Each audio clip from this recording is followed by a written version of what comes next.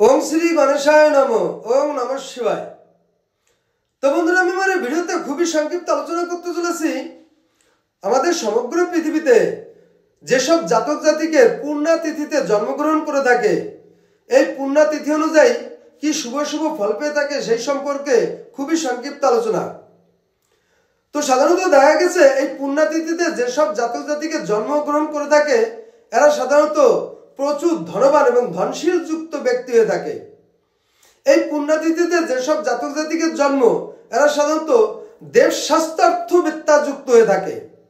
এই পুণ্যতিথিতে যেসব জাতক জাতিকের জন্ম এরা সাধারণত কর্মিক, ধার্মিক এবং ধনশীল এবং দাতা যুক্ত হয়ে থাকে। এই পুণ্যতিথিতে যেসব জাতক জাতিকের জন্ম এরা সাধারণত পরিষ্কার পরিচ্ছন্ন যুক্ত এবং শুদ্ধ যুক্ত ব্যক্তি হয়ে থাকে। তো এই পুণ্যতিথিতে যেসব জাতক জাতিকের জন্ম এরা সাধারণত সত্যবাদী যুক্ত ব্যক্তি হয়ে থাকে। তো বন্ধুরা এই ছিল পুণ্যতিথিতে যাদের জন্ম তাদের সম্পর্কে সংক্ষিপ্ত আলোচনা। নমস্কার।